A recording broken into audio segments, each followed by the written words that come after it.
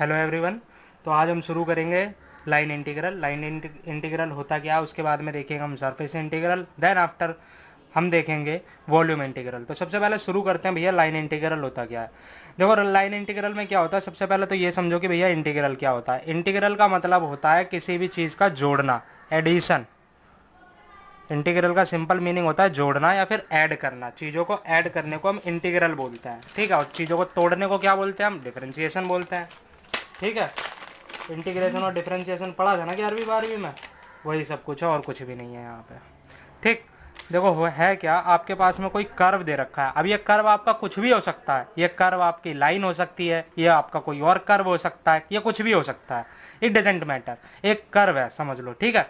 अब इस कर्व पे कोई भी आपको कोई पॉइंट दे रखा है या आपको कोई एक लेंथ दे रखी है और आपने कोई स्मॉल लेंथ ले ली, डीएल। डीएल क्या है आपकी, एक स्मॉल लेंथ है। उस डीएल पे आपका एक पॉइंट, एक वेक्टर निकाल दिया आपने, ये आपको कोई ए वेक्टर है, ठीक है। अब आपको क्या करना है, आपको पी से लेके क्यू तक का इसका लाइन इंटीग्रल निकाल के देना है। मतलब आपको इस लाइन का इंटीग्रेशन करना है, आपको इस लाइन की इंटीग्रेशन करके यह बताना है कि इसका इंटीग्रल कितना आएगा।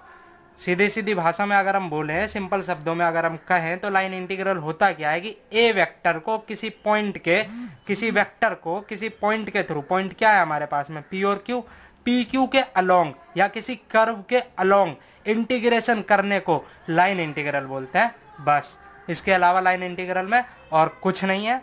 देखो यह आपका ए डॉट डी एल है, ए dot D L, D L क्या है आपका स्मॉल लेंथ है, और कहाँ से लेके कहाँ तक आपका कर्व जा रहा है, पी से लेके क्यू तक जा रहा है। आपको पी से लेके क्यू तक को ए वेक्टर को डॉट डी एल करना है, इंटीग्रेशन करना है। आपको पॉइंट्स दे रखे हैं, पॉइंट्स आपके पी से लेके क्यू तक। जब आप ये कर दोगे तो आपका लाइन इंटीग्रल हो जाएगा। यहाँ पे देखो कॉस थीटा है, थीटा की वैल्यू अगर आपकी 0 डिग्री है, फॉर स्ट्रेट लाइन अगर मैं बात करूँ तो थीटा यानी आपका कोई बेंड नहीं है यहाँ पे, तो थीटा इज इक्वल टू 0 हो जाने पे आपकी कॉस 0 की वैल्यू क्या होती है, 1। तो ये क्या हो जाएगा, ए डॉट डी एल, वही लिखा हुआ है यहाँ पे, ठीक। मतलब लाइन इंटीग्रल को अगर डिफाइन करना हो तो लाइन इंटीग्रल कैसे डिफाइन होगा, is it defined as the line integral of the A vector along line P Q, along curve P Q. ये हो गया आपका लाइन इंटीग्रल, ठीक है। अब चलो बात करते हैं कि ए जो है, ए आपका कोई वेक्टर क्वांटिटी है। जब ए वेक्टर क्वांटिटी है तो इसके कुछ एक्स वाई जेड एक्सिस पे कुछ ना कुछ पॉइंट होंगे इसके, भैया वेक्टर है तो इसके कुछ ना कुछ कोऑर्डिनेट्स तो होंगे ना, कार्टेशियन कोऑर्डिनेट कंपोनेंट इसके होंगे। तो इसके मैंने मान लिया कि एक ए क्या है आपका, आई ए एक्स प्लस जे ए वाई प्लस के ए जेड, ठीक है। इसी तरीके से आपका डी आई, जो डी एल है आपका स्मॉल लेंथ है डी एल, वो आपका क्या हो जाएगा, वो हो जाएगा आपका I D X plus J D Y plus K D Z, ठीक। जब मैं ए डॉट डी एल करूंगा मीन्स आई मल्टीप्लाई आई होगा तो 1 हो जाएगा आपका, और आई मल्टीप्लाई जे होगा क्या आपका 0 हो जाएगा। तो सिंपल अगर मैं ए डॉट डी एल करूंगा तो मुझे क्या मिलेगा, मुझे क्या मिलेगा, ए एक्स डी एक्स, ए वाई डी वाई, ए जेड डी जेड। देखो ये आ गया आपके पास में पूरा फॉर्मूला, ये आ गया, समझ में आया ये कैसे आया, ये समझ में आया। मैंने क्या करा, ए की जगह पे मैंने ये पूरा लिखा, फिर मैंने क्या करा, डीएल की जगह पे मैंने ये पूरा लिखा। इसके भी कुछ कार्टेशियन कंपोनेंट्स होंगे, इसके भी कुछ कार्टेशियन कंपोनेंट्स होंगे, इन दोनों का डॉट प्रोडक्ट निकाला, इन दोनों का डॉट प्रोडक्ट निकालने के बाद में मेरे को ये मिला, ठीक। ये क्या है मेरा, पी से लेके क्यू, क्या है, पी से लेके क्यू तक ये मेरी लिमिट्स है, पी से लेके क्यू तक मेरी लिमिट है, जहां से जहां तक मुझे इंटीग्रेशन करना है। क्लियर हुआ इतना, ठीक है। तो कहने का मतलब क्या था, integration of a vector along the line और a curve is known as line integral. लिख लो, लिखना है तो। अगर देखो अब क्वेश्चन है यहाँ पे, क्या कह रहा है क्वेश्चन कि अगर, ठीक है देखो क्वेश्चन क्या है, ये जो ऊपर समझाया मैंने, देखो मान लो कि आपके पास में कोई f है, ठीक, f है, f के आप पास में आपके कुछ पॉइंट्स दे रखे हैं, एफ एक्स आई, एफ वाई जे, एफ जेड के, और इसके साथ में आपको dl दे रखा है। क्या दे रखा है dl कि I D X plus J D Y plus K D Z. अब देखो क्या है, ये dl कोई लेंथ हो सकती है आपकी, ठीक है। D X D Y D Z और आई जे के आपके ये कंपोनेंट्स हो गए पूरे। तो इसी तरीके से अगर आपको एफ डॉट डी एल निकालना है, यानी एफ डॉट डी एल निकालना, तो इसका इसका मल्टीप्लाई होगा, इसका होगा, आई डॉट आई वन हो जाएगा, जे डॉट जे वन हो जाएगा, के डॉट के वन हो जाएगा, माने एफ एक्स डी एक्स हो जाएगा आपका, एफ वाई डी वाई हो जाएगा आपका, और एफ जेड डी जेड हो जाएगा आपका। ये आपका लाइन इंटीग्रल यहाँ पे खत्म होता है। अगली बारी आती है आपकी सरफेस इंटीग्रल की। चलिए शुरू करते हैं, सरफेस इंटीग्रल होता क्या है। देखो अभी हमने लाइन इंटीग्रल पढ़ा, लाइन इंटीग्रल में हमने क्या पढ़ा कि हमारा कोई भी कर्व है, ये हमारा कोई भी कर्व था, इसके अक्रॉस हमें कोई भी हमने स्मॉल एलिमेंट ले लिया था, इस स्मॉल एलिमेंट को हमने क्या करा, इंटीग्रेशन कर दिया।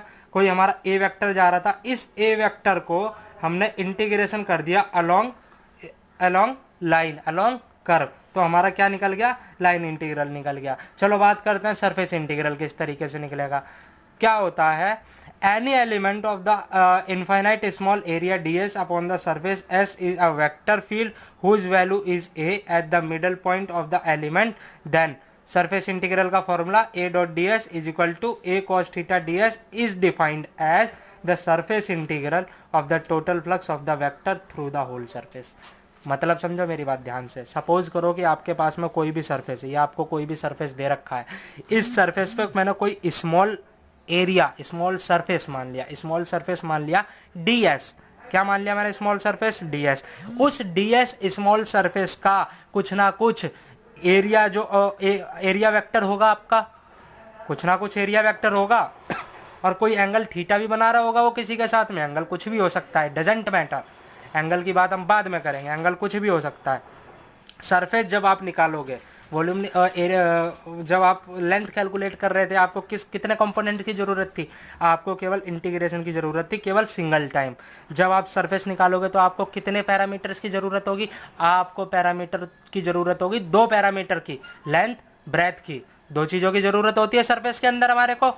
जब हम वॉल्यूम निकालते हैं तब हमें कितने पैरामीटर की जरूरत होती है, तब हमें जरूरत होगी 3 पैरामीटर की। सरफेस के लिए 2, वॉल्यूम के लिए 3, और लाइन के लिए कितने पैरामीटर की, 1 पैरामीटर की जरूरत होती है। चलो क्या होता है कि सरफेस इंटीग्रल निकालने के लिए आपको 2 इंटीग्रल चाहिए, जिसमें आपका एरिया, जो आपका जो वेक्टर होगा, वेक्टर पॉइंट क्या होगा, a डॉट ds के साथ में हो जाएगा, माना था i ax j ay k a z। इस तरीके से यहाँ पे सरफेस इंटीग्रल है, सरफेस इंटीग्रल में भी हमारे पास में a है, जिसमें जो हमारा डॉट प्रोडक्ट हो रहा है हमारा ds के साथ में, और ds क्या है हमारा यहाँ पे स्मॉल सरफेस एरिया, वहाँ पे क्या था हमारे पास में dl, वो क्या होता था हमारा स्मॉल लेंथ होती थी।